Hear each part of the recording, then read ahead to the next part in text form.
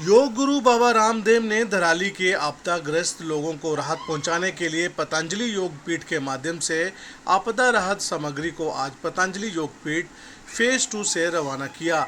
योग गुरु बाबा रामदेव ने धराली में आई आपदा और उसके पीड़ितों के लिए संवेदना व्यक्त की है और आपदाग्रस्त लोगों के साथ खड़े होने और उनको हर संभव मदद करने का आश्वासन दिया है। इस मौके पर योग गुरु बाबा रामदेव ने तत्काल रूप से ट्रकों में आपदा राहत सामग्री दराली के लिए भिजवाई है।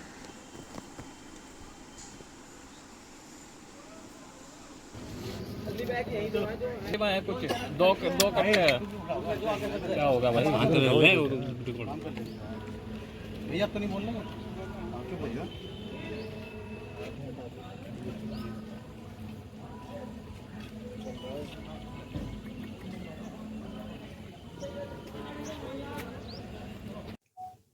हाँ, उत्तराखंड में क्योंकि हिमालय की संरचना ऐसी है कि कच्चे पहाड़ हैं और वो दरकते रहते हैं और क्या है भगवान का विधान, निसर्ग की व्यवस्था अभी तक तो किसी को समझ में नहीं आई। बादल भी बहुत फटते हैं और लोगों ने जो बसावट है वो काफी जगह टूरिस्टों को आकर्षित करने के लिए नदियों के किनारे और कई बार जो पहाड़ से ऊपर से नाले आते हैं उनके तलहटी में आबादी बसाई हुई है। इसके ऊपर एक बार दोबारा से सोचना पड़ेगा कि उत्तराखंड की बसावट कैसी हो जिससे कि प्रतिकूल परिस्थितियों में भी लोगों की जान जोखिम में ना पड़े, जनहानि ना हो और किसी भी प्रकार के ये जो बार बार हमें आपदाएं देखनी पड़ रही हैं इनसे रूबरू ना होना पड़े।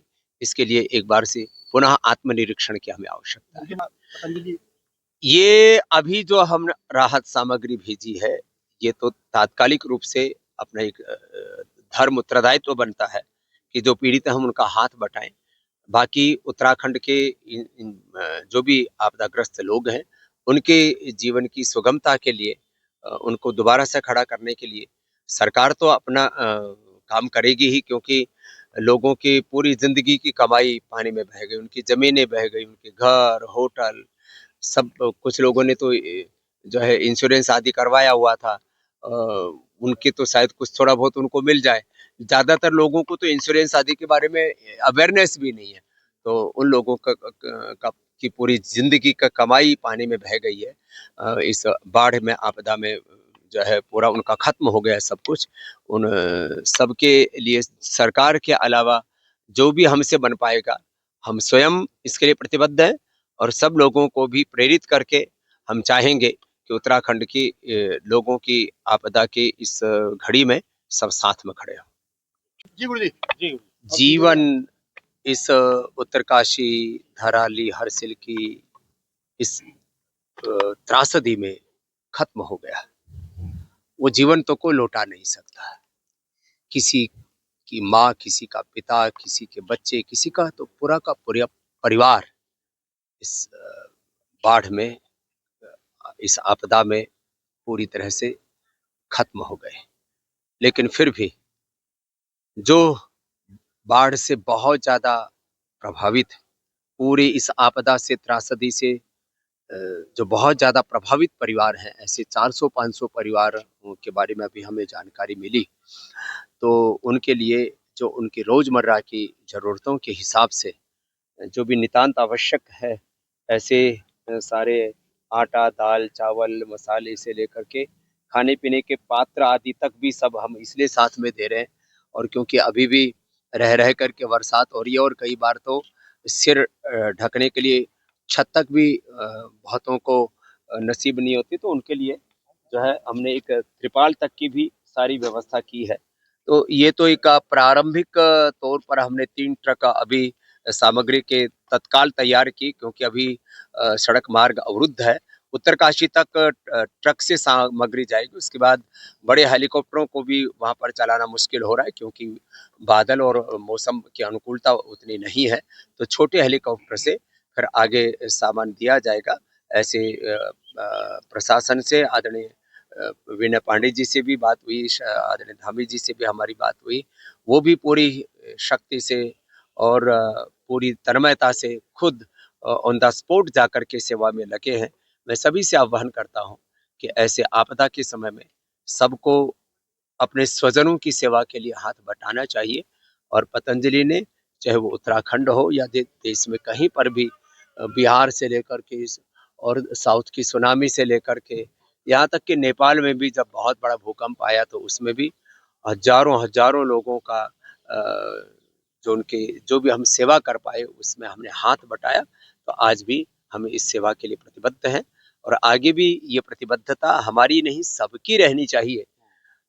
यहाँ उत्तराखंड में बहुत सारे प्रोजेक्ट चल रहे हैं, बहुत सारी बड़ी बड़ी कंपनियां हैं, क्योंकि जब उत्तराखंड बना तो सारे बड़े बड़े देशी विदेशी ब्रांड्स आए यहाँ पर। यहाँ यूनिलीवर से लेकर के हीरो होंडा से लेकर के महिंद्रा से लेकर के कौन से बड़े ब्रांड नहीं है। थोड़ा थोड़ा सबको हाथ बटाना चाहिए। अभी तो अडानी साहब भी यहाँ पर आ रहे हैं और भी बड़े बड़े प्रोजेक्ट्स आ रहे हैं।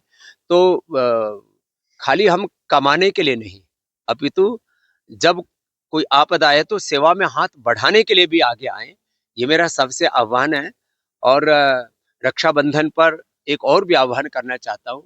पूरी दुनिया में एक नया न्यू वर्ल्ड ऑर्डर बन रहा है और इस न्यू वर्ल्ड ऑर्डर में ब्रिक्स कंट्रीज, पूरा भारत, रसिया, चाइना, मिडिल ईस्ट, यूरोप के कुछ देश, G7 के भी कुछ देश अब एक साथ आगे आ रहे हैं, जिससे कि अमेरिका की जो गुंडागर्दी है, जो दादागिरी है, उसका मुकाबला किया जा सके, डॉलर का जो साम्राज्य उसको तोड़ा जा सके। इसके लिए सारे देशवासियों को एकजुट होने की जरूरत है। आज से 250-300 साल पहले एक कंपनी ने देश को गुलाम बनाया था, ईस्ट इंडिया कंपनी, और करीब 10 ताकतवर लोगों ने लगभग 64 ट्रिलियन डॉलर की लूट की थी। 10 ताकतवर लोगों और कंपनियों ने कुल मिलाकर के 200-250 सालों में 100 ट्रिलियन से ज्यादा भारत की आर्थिक लूट हुई।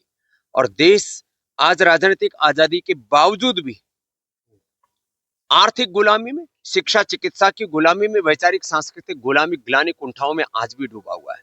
तो जब देश के लोगों को ये पता लगता है कि 100 ट्रिलियन से ज्यादा लूट विदेशी आक्रांताओं ने की, एमएनसीज ने की, तो उनके प्रति सहज एक घृणा, नफरत ही नहीं, उनके बहिष्कार का, बाइकाट का भाव भी अंदर जागृत होता है कि यदि हमें भारत को मजबूत बनाना, भारत की इकोनॉमी को, भारत के करेंसी को मजबूत बनाना है, भारत के नागरिक को हमें गौरव दिलाना, भारत को का वर्चस्व हमें पूरी दुनिया में प्रतिष्ठापित करना है, तो देश के प्रधानमंत्री जी भी इस बात का बार बार आह्वान करते हैं कि हमें आत्मनिर्भर होना पड़ेगा, वापस हमें स्वदेशी को अपनाना पड़ेगा। सुबह से शाम तक जो भी हम विदेशी कंपनियों के प्रोडक्ट्स इस्तेमाल कर रहे हैं उससे भी हमें बचने की जरूरत है। तो मैं आज सब देशवासियों से आह्वान करूंगा, स्वदेशी का संकल्प लें, स्वदेशी से स्वावलंबी आत्मनिर्भर भारत बनाने के लिए।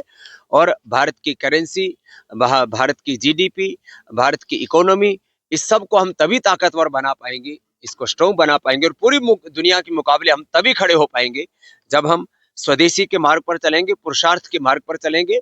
हम प्रमाद का परित्याग करके और एक दूसरे से वैर भाव छोड़ करके, जेलसी को छोड़ करके एक दूसरे को उठाने में, उभारने में आगे आए। और जब हम एक दूसरे का सहयोग करके पुरुषार्थ करेंगे तो फिर अमेरिका से लेकर के कोई भी दुनिया की ताकत हमको ललकार नहीं सकती और किसी भी तरह से भारत को नीचा नहीं दिखा सकती।